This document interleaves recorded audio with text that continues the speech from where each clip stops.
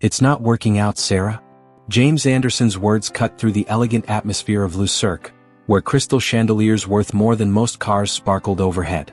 Sarah Mitchell felt her heart stop, her fork suspended halfway to her mouth as she stared at the man she'd planned to marry in exactly 32 days. "What did you say?" she whispered, though the restaurant's ambient noise made her voice seem even smaller. James straightened his Armani tie, a gesture she'd once found endearing but now felt mechanical and cold. "The board meeting today," he continued, his CEO voice in full effect. "They're concerned about the company's image. A CEO needs stability, family, legacy." His fingers drummed against the white tablecloth, expensive watch catching the light. 3 years, Sarah. 3 years of trying. Sarah set down her fork, the untouched truffle risotto worth more than a day's salary at her children's shelter. "The fertility treatments aren't finished," Dr. Reynolds said. "Dr. Reynolds says a lot of things," James cut in, checking his phone as it buzzed. $300 million in investments riding on the next quarter, and my mother's calling twice a day about grandchildren. The Anderson line needs heirs, not maybes. Sarah's mind flashed back to their first meeting at the Future Tech Charity Gala. She'd been there representing Hope Haven Children's Shelter, wearing a borrowed dress and practiced smile. He'd been the rising star, the 32-year-old CEO who'd turned a startup into a billion-dollar tech empire. "You said it didn't matter," she whispered. "You said we'd figure it out together." That was before the Series C funding. James finally put down his phone. "The investors want stability. Morrison's daughter is available. Her father controls 40% of our Asian market." Sarah felt the weight of 3 years crash down. The pre-dawn fertility shots, the endless doctor visits, the hope that turned to ash every single month. "So that's it? I'm being traded in for a merger?"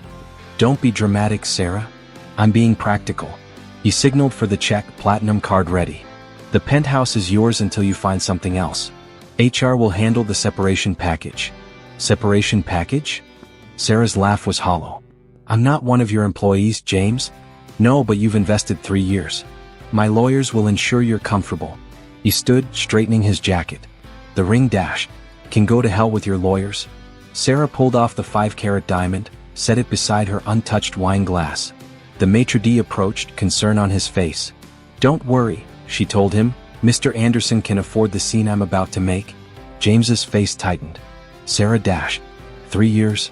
Her voice carried across the restaurant. 3 years of we're in this together, and love conquers all, and money doesn't matter? Was any of it real? Or was I just a placeholder until something more profitable came along? "You're making a scene," James hissed. "No, I'm making an exit." Sarah grabbed her purse, hand trembling. "Congratulations on the merger, Mr. Anderson. I hope your shareholders appreciate the sacrifice." She walked out of Le Cirque into Manhattan's night, designer heels clicking against pavement that felt less solid than an hour ago. Her phone buzzed, probably her sister Kate, checking how the dinner went. Instead, she saw a notification from Dr. Reynolds. "Test results ready for review." Sarah laughed, the sound edged with hysteria. Test results. More numbers and charts and possibilities, all meaningless now. She deleted the notification, then hesitated before Dr. Reynolds's contact. 3 years of appointments, of hope and disappointment, of trying to be enough for the great James Anderson and his need for legacy. A text from James: "Don't be childish. Come back inside. We can discuss terms." Terms. Like she was a business deal gone south. Sarah blocked his number, then ordered an Uber. Not to the penthouse with its perfect view and empty promises, but to Hope Haven, where 30 kids who'd also been deemed insufficient by fate waited for tomorrow's breakfast. "Sometimes," she whispered to the city lights, "the best futures start with broken plans." Her phone buzzed again. "Kate, how was dinner?" Sarah typed back, "Ask me in a year if it was the worst night of my life or the best." The Uber arrived, a humble Toyota among the restaurant's line of luxury cars. Sarah slid in, giving the shelter's address. Tomorrow she'd face reality.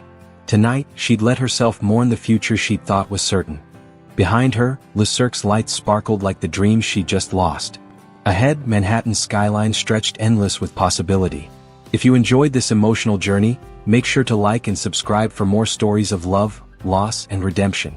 Hope Haven Children's Shelter hummed with morning chaos as Sarah unlocked the front doors.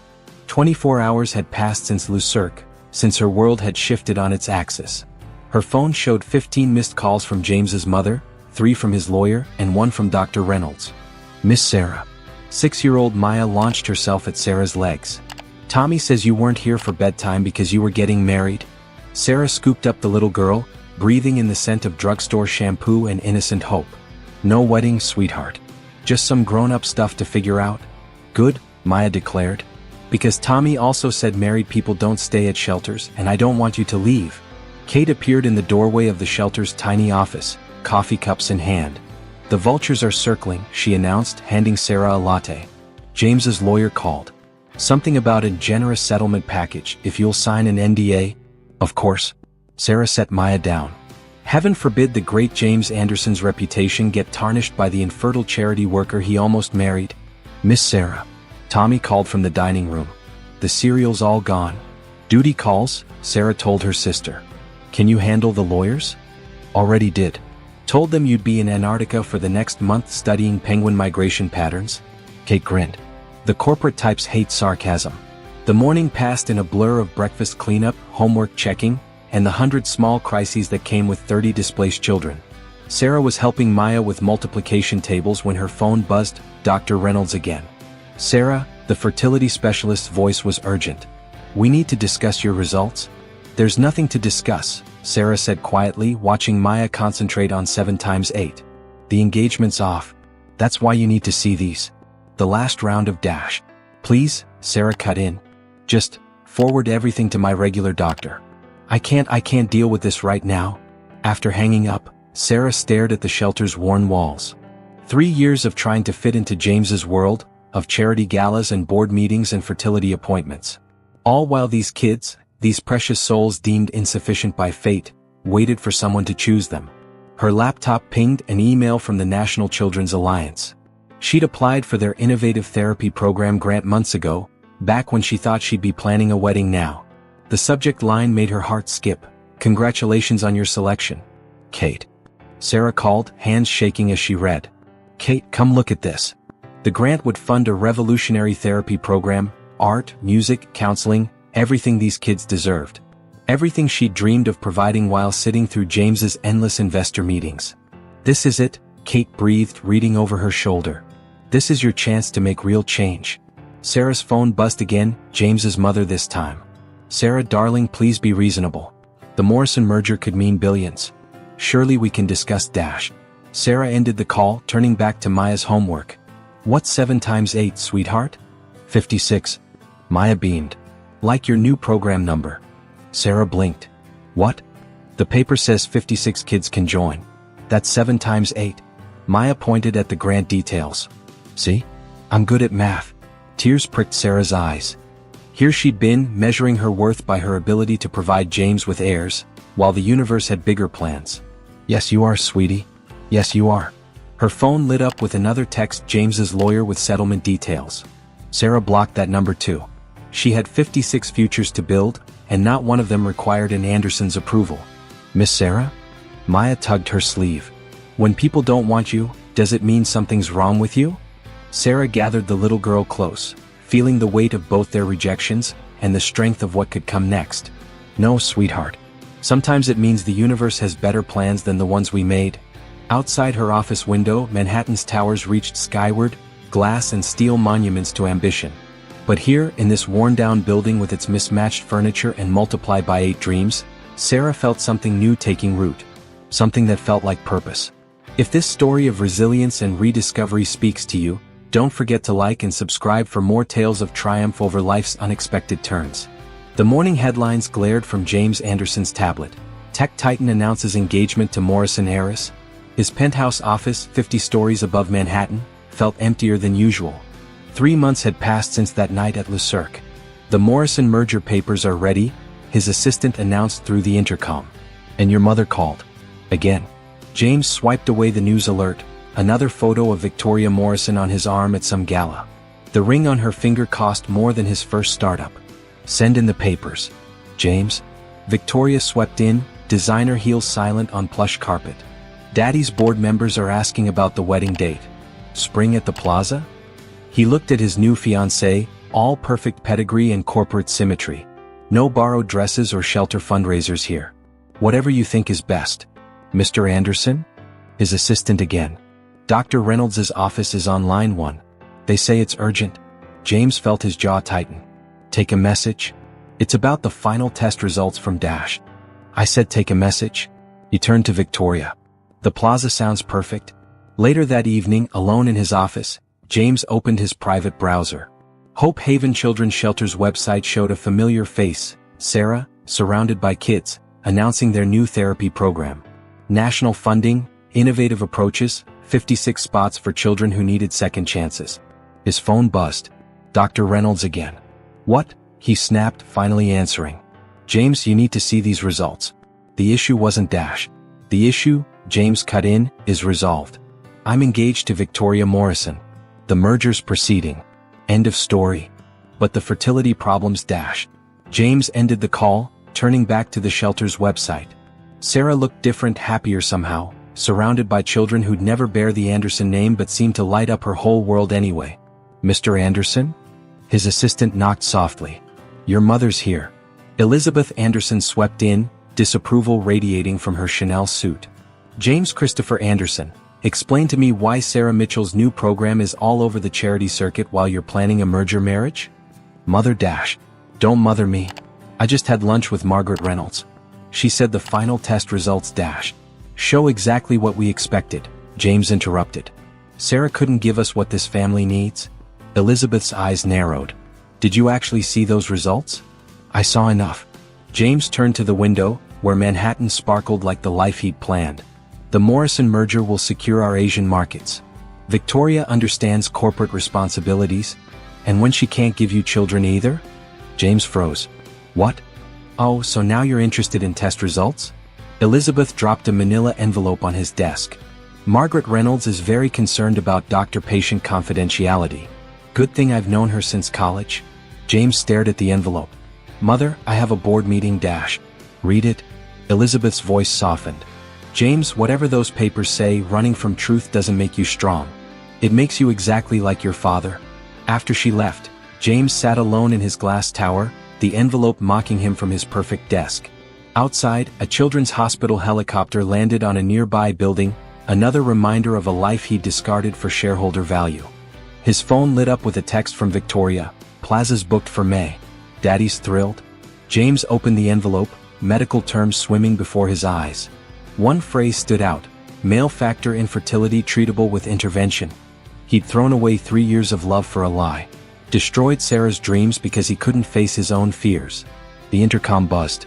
Mr. Anderson? The board's waiting. James straightened his tie, armor back in place. But the words from the medical report burned in his mind, along with an image of Sarah surrounded by 56 chances to build something real.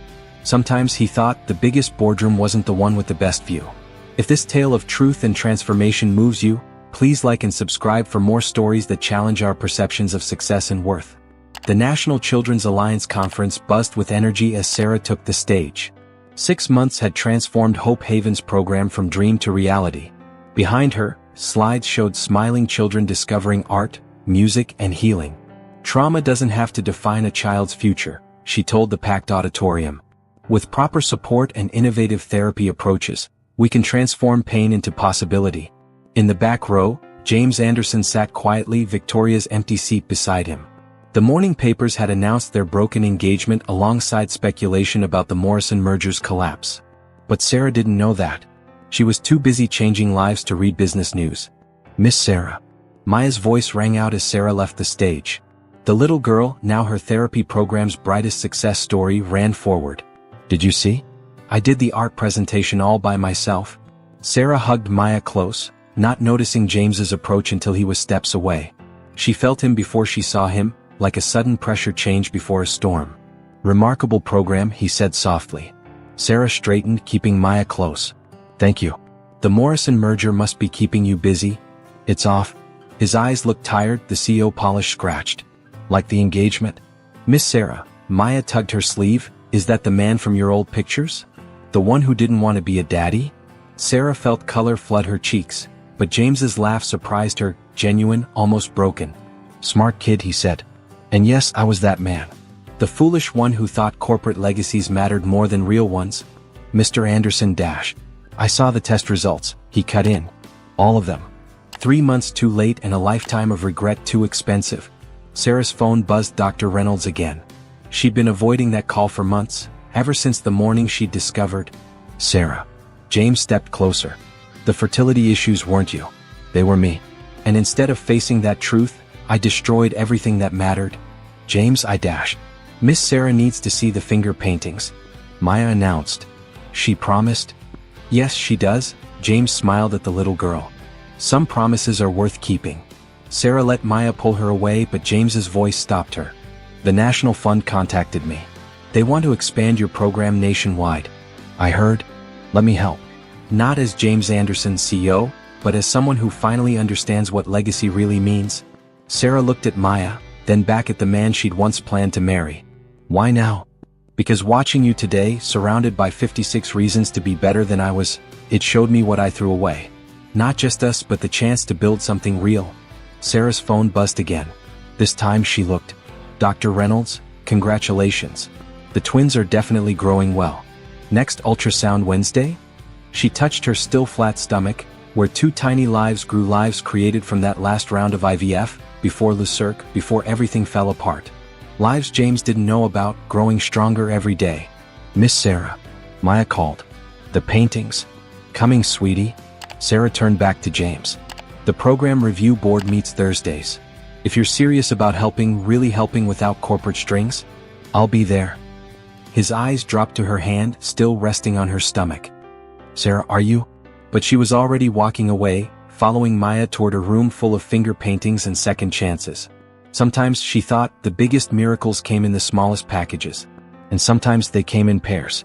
If you believe in second chances and the power of truth to transform lives, don't forget to like and subscribe for more stories that remind us what really matters. The ultrasound monitor hummed softly as Dr. Reynolds moved the wand across Sarah's growing belly. At 16 weeks, there was no hiding the truth anymore, especially from the kids at Hope Haven. Twin A is perfectly positioned, Dr. Reynolds said, pointing to the screen. And Twin B, look, she's waving. Sarah watched her daughters dance in grayscale, tears blurring her vision. They're really okay? After everything with the last-minute IVF? More than okay. They're thriving. Dr. Reynolds hesitated. Have you told him? James has his own life now. Sarah wiped her eyes. The program's expanding. We're opening 3 new centers next month. Sarah? Dr. Reynolds turned off the monitor. I saw him at the hospital board meeting yesterday. He's changed? People don't change. Sarah sat up, adjusting her blouse over her bump. They just get better at hiding who they really are. Back at Hope Haven, Maya waited by the door. Did you see the babies? The little girl had appointed herself official big sister since discovering Sarah's pregnancy. Want to see pictures? Sarah showed her the ultrasound. Look, this one's waving. Like they're saying hi to their new family. Maya beamed. Tommy says rich people don't want shelter kids, but these babies are gonna love us, right? Sarah hugged her close. More than anything. Her phone buzzed, a message from the National Fund Board. James had committed personal funds, not corporate money, to expand the program to 20 new cities. No press release, no corporate fanfare. Miss Sarah? Kate appeared in the doorway. The Thursday board meeting? Let me guess. James Anderson himself wants to attend? He's already here. Sarah found him in the conference room, studying the children's artwork on the walls. No designer suit today, just slacks and a sweater that made him look more human than CEO. The Morrison merger, she said by way of greeting, was a mistake. He turned, eyes widening at her visible pregnancy. Sarah. The program expansion proposal is on the table. She sat down, deliberately placing her hands over her bump. 20 cities is ambitious? Sarah, are you dashed? We'll need comprehensive training programs for staff, she continued. Art therapy, music therapy, trauma-informed care dash. Those are my daughters, aren't they? His voice cracked. The last round of IVF. The timing? Sarah met his eyes steadily. They're my daughters. Hope Haven's newest family members. I have a right dash. You gave up your rights at Lucirc, she cut in. Along with every other dream we built. James sank into a chair. I was wrong. About everything. The test showed it was me, not you. I couldn't face it. And now? Now? He laughed hollowly. Now I'm facing everything. No merger, no corporate wife, no hiding from truth. Just a man asking for a chance to help build something real. Sarah touched her stomach as one of the twins kicked. These girls will never doubt their worth. never measure themselves by someone else's standards. They'll grow up surrounded by love and purpose, not stock prices and legacy pressure. Teach me, James whispered. Not for the old US but for them. For all of them. He gestured to the children's artwork. Let me learn what really matters. Outside the conference room, Maya pressed her face against the glass. Sarah remembered her question from months ago. When people don't want you, does it mean something's wrong with you? Sometimes she realized it meant something was wrong with them. And sometimes if you were very lucky they learned how to fix it. The board meets at 10, she said finally. Don't be late. If this story of growth, forgiveness and real family values touches your heart, remember to like and subscribe for more journeys of redemption and discovery. The pregnancy announcement spread through Hope Haven like wildfire. Twins? Maya announced to anyone who would listen. Miss Sarah's having 2 babies and they're going to be our sisters. At 20 weeks, Sarah's office had become a gallery of children's artwork, ultrasound pictures mixed with finger paintings and hope. The morning sickness had finally subsided, replaced by a hunger that seemed endless. The board approved all 20 centers, Kate said, dropping a stack of papers on Sarah's desk. Someone's been busy. Sarah rubbed her growing belly. James? Donated his entire Morrison merger bonus. Personally, not through the corporation. Kate studied her sister. He's been here every Thursday for 6 weeks. For the program? For his daughters? Sarah sighed, watching the children play in the courtyard below. James sat with Tommy, helping with math homework. No tie, sleeves rolled up, looking more alive than she'd ever seen him in the boardroom. Miss Sarah? Maya bounded in. Mr. James taught Tommy division. And he said maybe we could have art class in real studios like proper artists. Did he now? Sarah raised an eyebrow at Kate. He's trying, Kate said softly. Maybe not for the reasons you want, but he's trying. Dr. Reynolds' latest ultrasound sat on Sarah's desk, 2 perfect profiles, 2 beating hearts. James hadn't asked to see them, but she'd caught him looking at the ones Maya proudly displayed on the activity room wall. Sarah. His voice at her door made her jump. The art therapy coordinator needs your signature. He'd lost weight, she noticed. The corporate polish replaced by something rawer, more real. His eyes always found her bump first, then her face, guilt and longing warring in his expression. They're active today, she said suddenly, surprising herself. The girls? They dance a lot in the afternoon. James gripped the doorframe like it might anchor him. Girls? Dr. Reynolds is sure. Sarah touched her side where a tiny foot kicked. This one's the gymnast. The other's more contemplative. Like their mother. His voice cracked. Sarah, I know I have no right dash. Mr. James? Maya burst in. Tommy got an A on his math test. You helped him get an A? The moment broke. Sarah watched James lift Maya in celebration, saw how natural he looked away from boardrooms and merger talks. This wasn't the man from Lucerk, measuring life in stock prices and family names. The girls will need good math teachers, Sarah found herself saying. And art teachers. And people who understand that worth isn't measured in perfect numbers. James set Maya down gently. I'd like to be one of those people. If you'll let me learn. Sarah's phone buzzed, Dr. Reynolds confirming her next appointment. Thursday, she said. 3 o'clock. If you wanted to see them? Really? Hope and fear battled in his voice. Not for us, Sarah clarified. For them. For the family they'll be part of, all of it, Hope Haven included. Maya hugged Sarah's legs. See? I told Tommy rich people can love shelter kids too. Out of the mouths of babes, Sarah thought, watching James blink back tears. Sometimes the biggest lessons came from the smallest teachers. Her daughters kicked in agreement.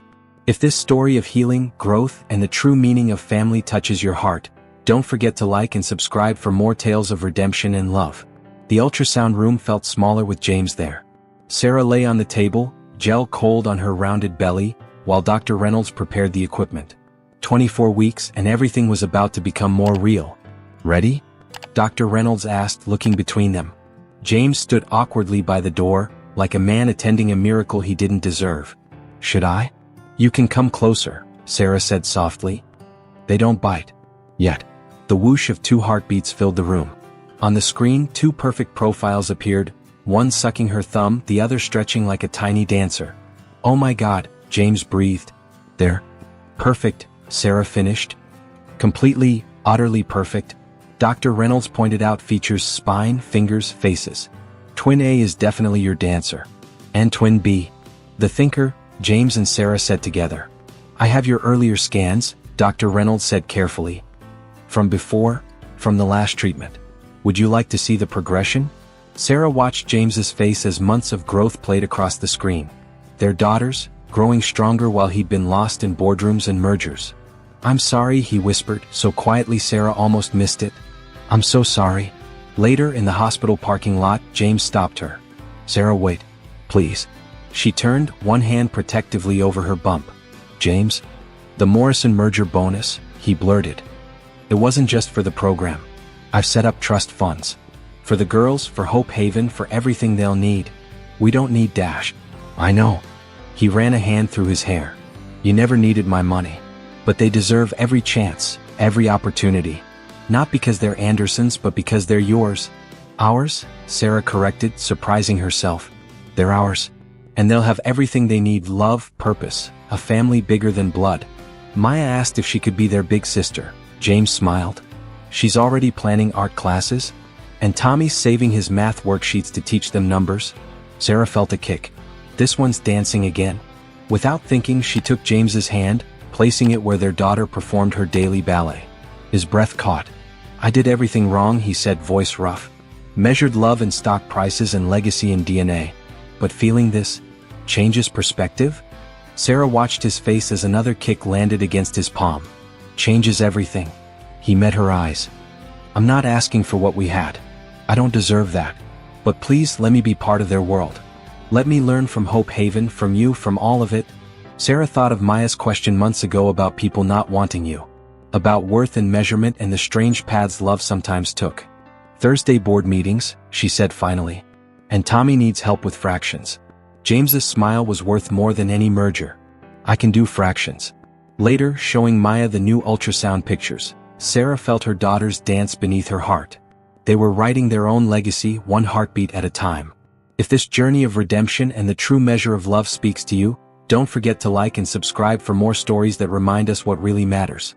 At 30 weeks pregnant, Sarah waddled through Hope Haven's new art therapy wing. The space gleamed with possibility easels, musical instruments, and healing corners where broken hearts could mend.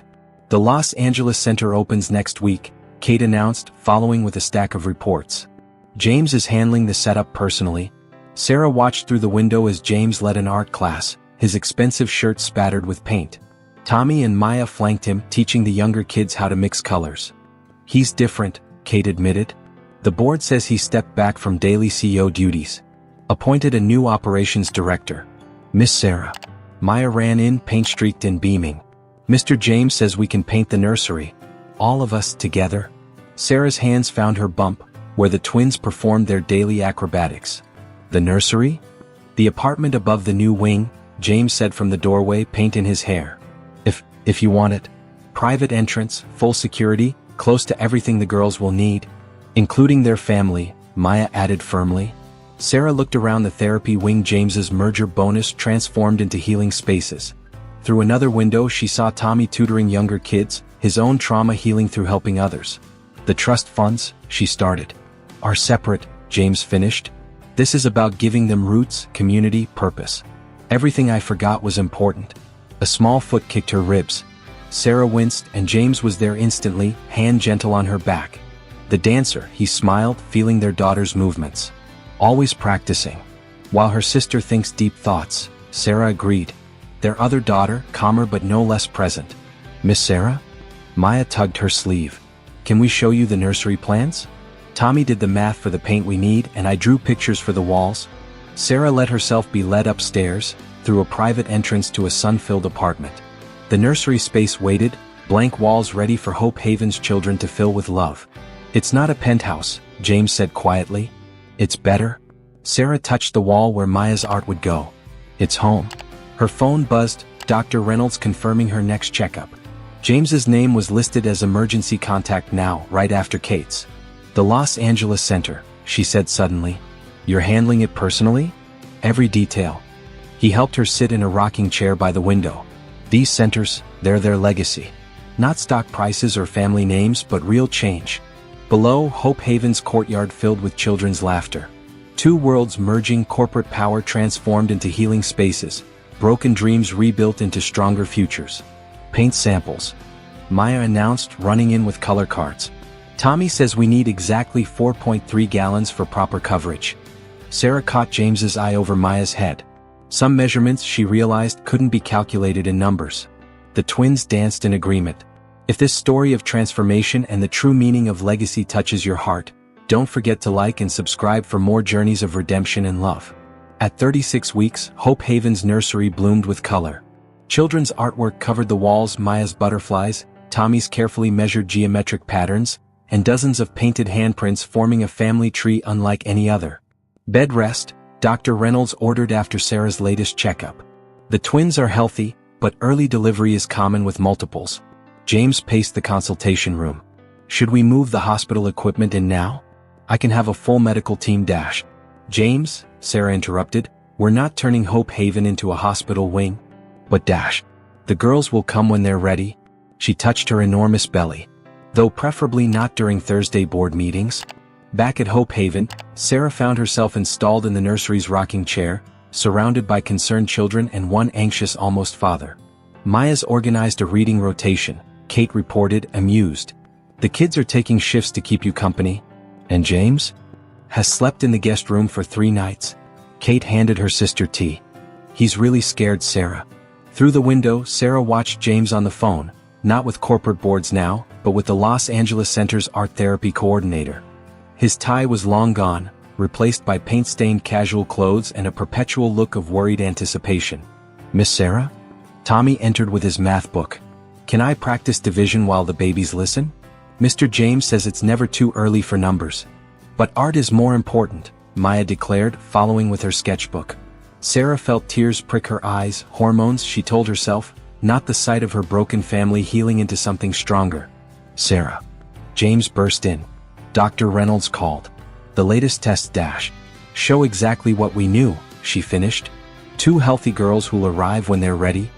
He knelt beside her chair, hand finding the spot where their dancer practiced her routines. I'm not good at waiting. You're learning, Sarah said softly. That's what matters. Maya tugged James's sleeve.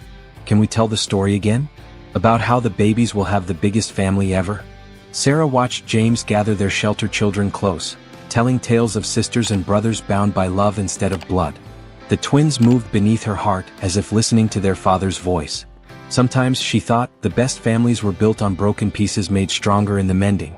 If this story of unexpected family and healing hearts moves you, don't forget to like and subscribe for more tales of love's many forms. Code Blue Maternity. The hospital intercom shattered the quiet dawn. Sarah gripped her hospital bed rails, contractions hitting hard at 38 weeks. Both babies are in position, Dr. Reynolds announced. But Twin A is eager to meet everyone. James burst through the door, still in his Hope Haven teaching clothes. I was helping Tommy with calculus, Sarah. Your daughter, Sarah gasped, takes after you. No patience. Monitors beeped as medical staff moved efficiently around them. Kate arrived with Maya and Tommy, who pressed their faces against the window until nurses shooed them to the waiting room. Sarah. James gripped her hand. I'm here. We're all here. Hours blurred into a symphony of pain and purpose. Through it all, James never left, his corporate polish completely gone, replaced by raw fear and wonder. Almost there, Dr. Reynolds called. One more push. At 3:47 a.m. Lily Anderson Sullivan announced herself with a dancer's dramatic flair. Her sister, Sophie, followed 2 minutes later, contemplating the world with quiet curiosity. They're perfect, James whispered, tears streaming as he held Lily while Sarah cradled Sophie. Absolutely perfect. Miss Sarah. Maya's voice carried through the door. Can we meet our sisters? The nurses exchanged looks at Hour, but Sarah nodded. Maya and Tommy tiptoed in, eyes wide with wonder. I helped paint their room, Maya told the nearest nurse proudly. And Tommy did the math for the paint gallons. Family comes in many forms, Sarah explained, watching James show Lily to her eager shelter siblings. The biggest family ever, Tommy agreed, carefully touching Sophie's tiny hand. Later, when the children had been taken home by Kate, Sarah watched James walk the hospital room, singing softly to their daughters. I didn't know you could sing, she murmured. I didn't know I could love like this, he answered. Thank you for giving me the chance to learn. The twins slept peacefully, unaware they'd already changed so many lives. Outside, dawn broke over Manhattan, painting Hope Haven's new art therapy wing in gold. Sometimes Sarah thought the best dancing didn't need music, and the deepest thoughts didn't need words.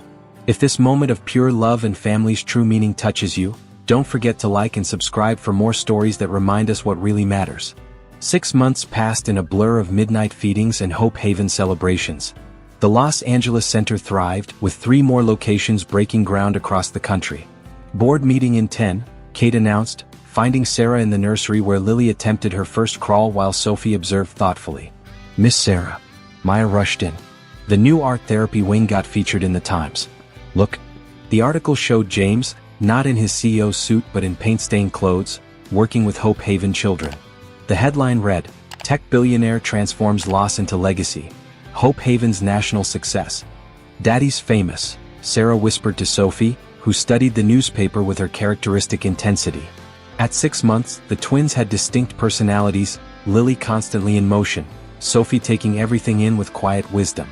The Morrison merger would have been worth billions, James said from the doorway, Lily squirming in his arms. "This is worth more."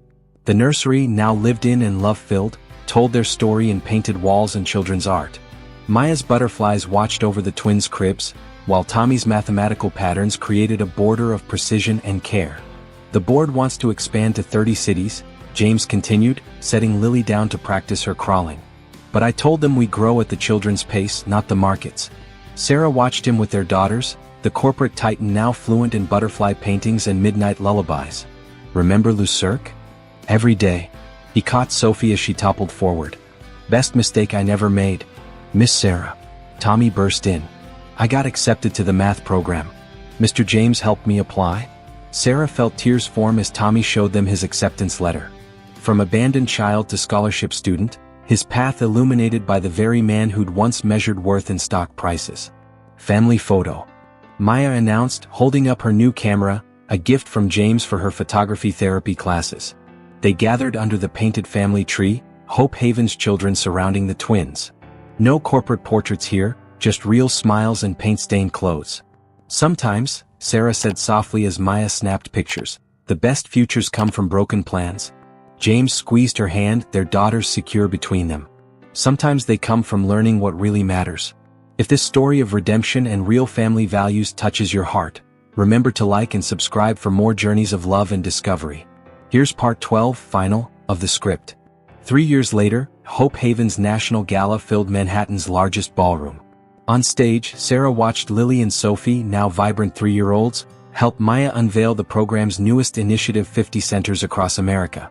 From broken dreams, Sarah addressed the crowd, "We built something stronger. Not a corporate legacy, but a human one."